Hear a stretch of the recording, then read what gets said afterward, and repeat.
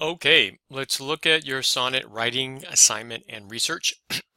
Um, so you have selected your sonnet.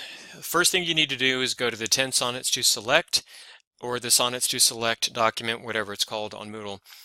Read all of them and the modern language descriptor of them and pick one that turns you on.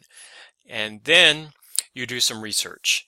It's important to do the research part first because it's going to inform the rest of what you're doing. So the research is nothing more than going online and figuring out what a bunch of smart people have to say about your sonnet.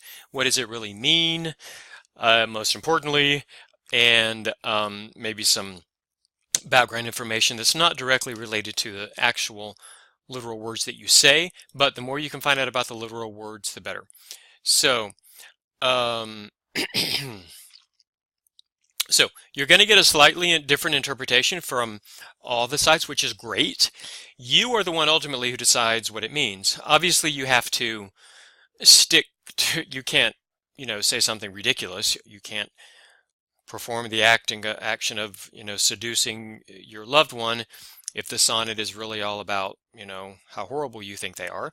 So make sure you know what it means. You stick to the basic meaning. So you look up your sonnet on at least 3 different sites. Finding the sites is actually part of the assignment, so I'm not going to spoon feed them. I'm not going to tell you where to look. Let's simply Google anything about Shakespeare sonnets and you will find more information than you could possibly ever want to. And you're going to type up what you learned about each one of those sonnets from the site and how it's going to influence your performance. Do not use the site Know Fear Shakespeare because that's the one I used to come up with the modern language translation that I've already given you. I do recommend that you use this site because it has a nice line by line translation of the sonnets, which makes it really nice. If this site is dead by the time you come around to use this, then sorry, find 3 other ones. So find 3 sites and then type up something that looks like this. I'm not going to be real stickler about correct, MLA format citations. Just give me the name of the site, the date that you accessed it, and then a couple sentences. What did you learn from this site, and how are you going to incorporate that into your performance? Could be you're not. Could be you're just going to decide, hey, I don't really like what they have to say, and I'm going to take a different approach. Fine. So you do that for 3, and that's it. That's the first part done. And that's going to let you really, really fully understand exactly what your sonnet says.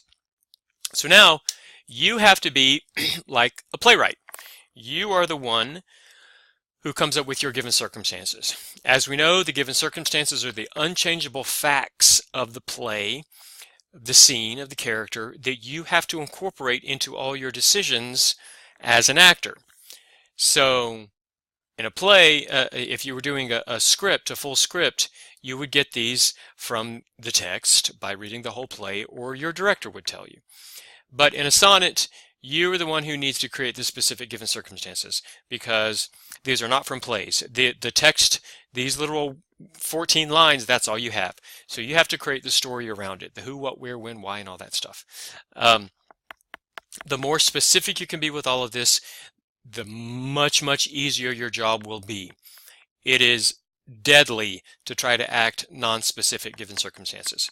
So this is your opportunity to be a playwright for a bit and come up with given circumstances that stick to the truth of what the language of the sonnet really says. It has to make sense. There have been many occasions where students have come up with their given circumstances based on what they thought the sonnet was about, and then they did more research and realized, oh, I'm completely wrong, and they had to change everything, which is why I now require that you do the research first and then you come up with your given circumstances. So you really must understand what the heck the sonnet is saying before you do this. Okay, number 1, who am I talking to? Not too hard. Who is this person? And again, be more specific. Not just I'm talking to my brother, but I'm talking to my brother. He was always the favorite in the family, and I always resented him for that. He left and led a crazy life, and now he's coming back wanting to be part of the family again. Get very, very specific. I'm talking to my girlfriend, and we've been together for 6 months, and I'm afraid she's leaving me for somebody else. Blah, blah, blah. Fill in all those specifics. Do not be generic with this. Some people are always going to ask, well, can the person I'm talking to be me? Sure. It could be a soliloquy kind of thing where you're talking to yourself. However, I will just throw this out there. Most students who make that choice end up changing it through the rehearsal process. I strongly encourage you not to make that choice right now. However, if you think you're going to be the exception and you must deliver this monologue to yourself, go for it. However, consider yourself warned that it is not always the best choice. Number 2, what is your goal? Whenever in a play, every line that every character says has a purpose. They're trying to do something. They're trying to get something. Remember, the subtext is for every character, every line they say is I'm right and you're wrong and you need to change to do what it is what I want you to do. What do you want them to do? What are you wanting to change in them? Think, what do you want them to do after you start talking, after you finish talking? Not simply what do you want them to feel or think, but what do you want them to do? And definitely not just what do you want them to know, because if you do that, then you're just imparting information, and that is the worst kind of acting choice you could possibly make. So what do you want them to do after you stop talking to them? And there's an example below we're going to look at, and I'll make all this clearer, I hope. What is your obstacle? Why are they currently not doing what it is you want them to do? That is, and again, be more specific. And we're going to talk about these in class. You're going to bring in a draft of this, and we're going to talk about the examples of it. So, and apply them to course conversation. So, why are they not doing what you want them to do already? That is what you're doing. You are trying to address that. You're not only trying to get them to do what it is you want them to do, the main action you're playing is to overcome your obstacle. So you've really got to have a very clear obstacle. Fourth one, this is something that you would probably not get. These two, who am I talking to? Obviously. But what's my goal and my obstacle? Those are the nuts and bolts, the basics of every acting decision every actor has ever made. You might not always get number 4 drawn out so specifically. Why is this important? Because you should be able to tell from the given circumstances of the play why it's important. Playwrights don't write plays or scenes or moments about unimportant things in the lives and mundane lives of people. Usually most plays involve a complete reversal in the fortunes of at least the main character, if not everybody. So, why is this important? If you make it important, your acting job will be a piece of cake. If you don't, there's no way you're going to get it right. What's the worst thing that's going to happen if I don't achieve my goal? Make it very important. If I don't convince this person to love me and marry me and stay with me forever, I am going to end up alone in a state institution in a diaper. It's not just, oh, I'll lose the love of my life. Make it very, very specific. Make it very important. The best sonnet performances are going to be the ones that involve a life or death situation, and this is up to you to come up with this information. It's not spoon-fed to you from the sonnets. You have to endow these sonnets with high, high stakes. Number 5, you're going to come up with a super objective for the entire sonnet expressed in a phrase that states or strongly implies a goal and an action. What are you doing with this sonnet? And we're going to look at examples, so I'll explain all this in a second. There is one main thing that you're doing in the sonnet, and then within each section of the sonnet, you have little helper verbs that are helping you do that main thing. And that's, I skipped number 7. Those are little verbs that you get for each quatrain in the couplet. And then you're going to come up with an elevator phrase, or a subtext sentence for the whole sonnet. Why is this called an elevator phrase? Imagine that the person you're talking to is standing in an elevator and those doors are closing and you have 2 seconds to say everything you want to say to them. How are you going to get through to them? Please don't leave me. That's a really good one. Please don't leave me. Other ones like, you better back off. Very simple, straightforward phrases. We're going to use these as acting exercises in class, and the more simple, the more emotion laden, the stronger they are, the better. Okay? I love you. Nah. Okay, fine. But what if it was something more like, I'm dead without you? You know, that's strong. That's an elevator phrase. Elevator phrase, subtext sentence, same thing. You're going to come up with one for the whole sonnet, and then you're going to come up with one for each section of the sonnet. I know this is confusing. I'll try to make it make more sense. And let me just add here that you're probably not going to get this right on the first go, or you are going to change your mind along the way. If what you come up with for your initial verbs and your elevator phrases and maybe even your super objective, if it changes during rehearsal, that's fine. That just means that you're making progress and learning things. But you've got to have somewhere to start. So come up with some that start. And let me add here that this is not rocket science. This should not be laborious and laborsome and difficult. The most difficult thing about this is hopefully that you've just never done this before, and it takes a while to wrap your mind around thinking like an actor. But once you do, it's not hard. It just takes practice, like everything does. The tool that I've given you is I've loaded up the Actors Thesaurus onto our Moodle page in a couple different sites, a couple different links, all the way down at the bottom. There's Actors Thesaurus. This is just the whole thing chopped up into different documents. I would start here. It's a really good way to begin when you're looking for actors' verbs. All the verbs that you use need to be in this book. You can either start with the book or you can come up with yours first and then check and make sure they're really in the book. This is just big groups and where it just gives you lists of verbs. The other ones that I've loaded up it's literally a thesaurus where you look up one word and when you're looking for something else and it tells you what to do. Anyway, let's look at this. So emotional verbs, they start with these basic categories: loving, encouraging, supporting. So nurturing, using, and damaging. And then they have these subcategories. So you know that in your sonnet you're nurturing and you're really supporting, but you need more specific verbs, so you scroll down to that supporting verbs, and here are all these verbs that are just great in alphabetical order. Be very aware that all verbs in the English language are not in this book, because all verbs in the English language are not good actor verbs. Inform is pretty lame, although it's probably in here somewhere. But there are some verbs that just don't work as actor verbs. When you bring this assignment in to be graded, you need to at least make sure that all your verbs are verbs. Angry is not a verb. Disappointed is not a verb. Okay? Make sure that, because you can't do angry. You can do attack, you can do belittle, you can do verbs, but you can't do a state of being. You can't perform that. That leads to bad acting. So there's the, I closed it. Oh well. Anyway. So look at this thesaurus. It's your best friend. Today we talked about elevator phrases, subtext sentence. Yeah, please make it simple.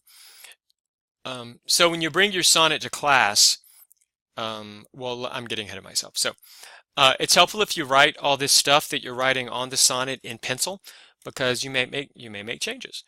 However, if you don't, that's okay. That just means you have to print out another copy of it and rewrite it in. I said all this. Okay, so here's our example. This is exactly what you need to bring to class on the date that this is due, in addition to your research, which looks like this. So that's sort of page 1, I guess. And then you're going to bring in this. I would strongly recommend that all of this is on one page and then all of this is on another. So you've created your given circumstances, and you've come up with your super objective and your elevator phrase for the whole sonnet, and then you have a verb and an elevator phrase for each section. So let's see what I've done. This is sonnet number 1. I've chosen that because it's not on your list to choose. I'm talking to my brother. Now, yeah, I know, I said be specific. I'm talking to my brother who has lived his life very selfishly.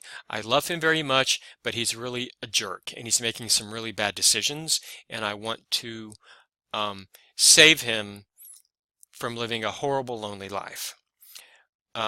What's my goal? What do I want? I want him to stop being so vain and selfish and find someone to love and have children.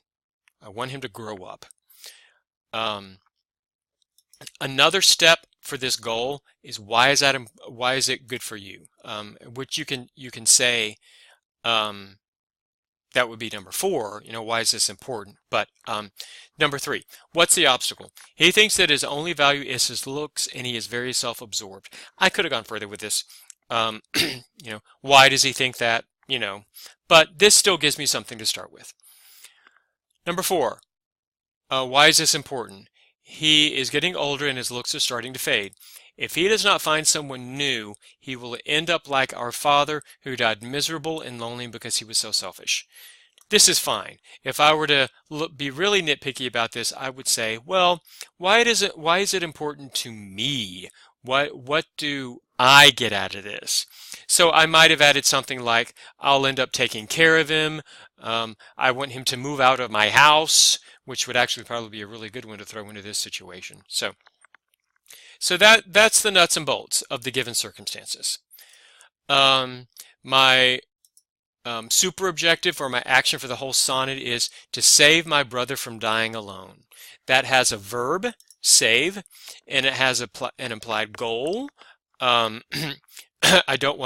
preventing my brother from dying alone. That's what I'm doing. That's what I want. And if the elevator doors were closing on him and I had 2 seconds to say what I wanted to say, I would say, stop being selfish. Now, every actor could come up with something different. Instead of stop being selfish, I could have said, it's time to grow up. Or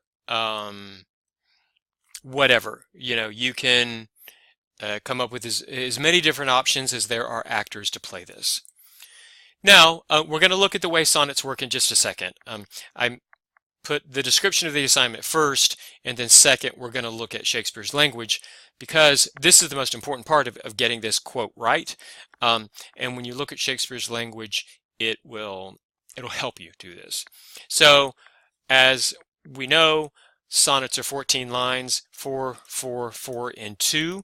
They are usually divided up into very distinctly separate thoughts and ideas, at least 4 and probably more, because within each quatrain is a set of 4 lines. There may be more than one thought, but so first thing I'm saying is, I'm not going to read the Shakespeare, but this quatrain basically says your beauty is going to fade, and that's just natural. And what am I doing with that? I'm trying to teach him that that's okay. I'm trying to teach him that beauty fades. And if I had 2 seconds to say what these 4 lines have to say to him, I would say, beauty fades. That was it. What am I doing? I'm trying to teach him that beauty fades in order to save my brother from dying alone. These verbs are tools. When you read the Practical Handbook, that's literally what they call them. They're helpers to help you achieve your super objective. In order to save my brother from dying alone, I am teaching him, I am accusing him, I am convincing him, and I am urging him. And then I have these subthoughts here, these subtext phrases, these elevator phrases. It's nice the way this worked out, because it works nice to say, I'm teaching him that beauty fades in order to save him from dying alone. I am accusing him of being selfish. I'm saying, you're so selfish, in order to save my brother from dying alone.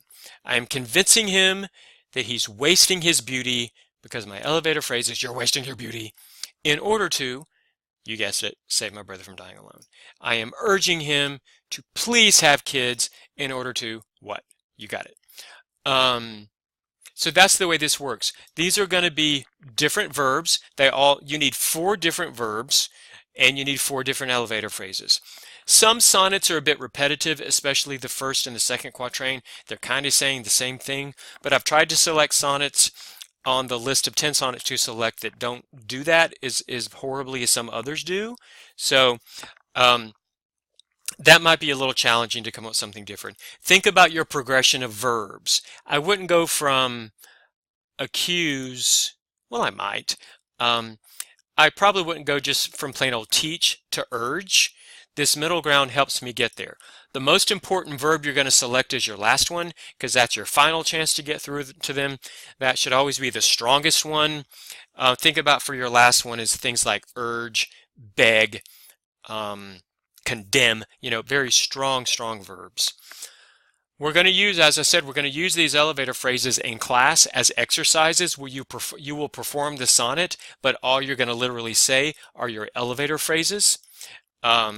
Usually people do a better job performing that than they do Shakespeare's words. It's simple and direct. It's strong choices. Coming up with this written work, it helps you come up with very, very strong choices as an actor, and that's very important. Actors have to make strong choices. You need to make sure that your verbs are verbs. I'm saying that again because 30% of what students bring in the first go around are actually not verbs. So that's what you do. This is what you bring to class. It's not going to be perfect. You will get full credit as long as you turn in something, as long as you try. Just give it a try. Don't let this intimidate you. This is probably not anything like you've ever done before. Even if you have acted before, that's okay. You need to give us a place to start from. I can't do this part for you. You've got to come up with these specifics. I can help you a great deal on shaping and refining these verbs and actions and super objectives once you have done the prep work. So it's very important that you decide who you're talking to.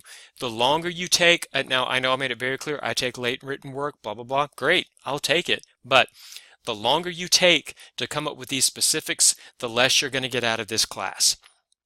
If you take 3 weeks to flounder around and not make any decisions about your given circumstances, that's 3 weeks that you've wasted in class. The stronger you can make really bold choices, the better. Okay? So now that's the nitty-gritty of how you do this writing assignment. Now let's move on to how Shakespeare's language works. Some of you know this already, I know. And I will reinforce that this is not a Shakespeare course. You can take one of the advanced acting classes and focus just on Shakespeare for a whole term. I'm simply going to point out a few things about how Shakespeare's language works that you can either take or leave, and you can use it as an actor, or you can leave it. One of the reasons that Shakespeare is adored so much by so many people, and rightly so, is because he gives you everything you need in the structure of his language, everything you need as an actor. His language fits a specific meter, and whenever it deviates from that meter, there's a reason for it. So, and as an actor, he's given you invaluable tools. Now, there are some problems with it because we don't pronounce words the same way that they used to pronounce words and blah, blah, blah.